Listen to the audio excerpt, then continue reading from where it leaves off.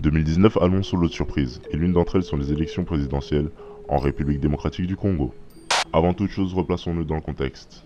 2 ans après la fin du mandat de Joseph Kabila, transition, ça Kabila, que Kabila dégage, on en a marre, on ne veut plus de Kabila. le peuple congolais est amené à voter son prochain président. Dans cette vidéo, je ne serai pas exhaustive. Je parlerai des événements les plus récents et de ceux que certains appellent le complot. Décembre 2018, un incendie éclate et brûle une grande partie du matériel électoral. La majorité s'accorde à dire que c'est un incident criminel. Mais là n'est pas le point sur lequel je veux m'attarder. Il est évident que les événements passés ont montré que les machines à voter n'étaient pas acceptées par tout le monde.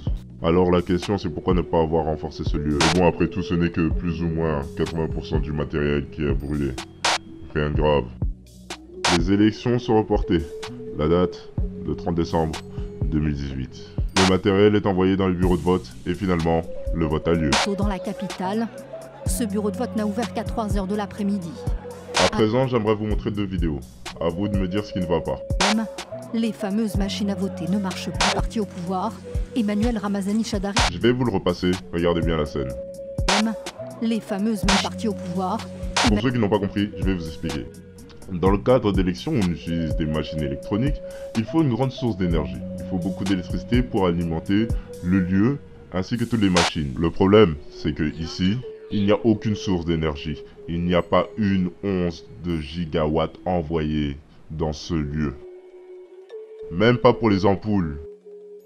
Attention, ce que vous allez entendre maintenant est incroyable.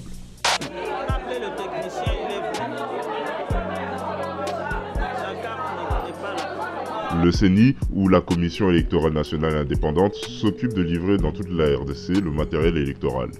C'est une grande société qui se dit sérieuse et qui produit même des bandes annonces. Et qui pour le coup nous offre des commentaires magnifiques. Admettons, vous êtes une société qui livre du matériel électoral, vous vous prenez au sérieux, vous avez pris une charge sur vous. Il n'y a pas de souci, mais dites-moi comment. J'ai pas les mots en fait. Le dernier point que j'aimerais aborder avec vous, avant de parler du complot, ce sont les candidats. Alors il y a une vingtaine de candidats qui se présentent aux élections, mais j'aimerais parler des 3 noms qui ressortent le plus souvent. Ces 3 noms sont Ramazani Shadari, Martin Fayulu et Félix Tshisekedi. Sauf que, ceci n'est pas Shadari, ceci n'est pas Fayulu, et ceci n'est pas Tshisekedi. En effet, il n'y a jamais eu débat entre les 3 personnes que je viens de citer. Ce qui pour moi rend les choses complètement fausses. En effet, c'est comme si dans un match de boxe, vous faites combattre les entraîneurs des boxeurs en vous disant qu'ils connaissaient les aptitudes des boxeurs. Ça rend le résultat complètement faux. Mais la meilleure des choses dans leur débat, c'est ceci. Si effectivement le scrutin a lieu le 30 décembre prochain, est-ce que vous allez accepter le résultat? Nous n'accepterons jamais, voilà, un résultat. T'aurais pu juste dire non. Si le résultat ne vous donne pas gagnant le 30 décembre, vous contestez les élections? Mais nous allons contester les élections parce que nous sommes... Toi aussi, t'aurais pu juste dire non.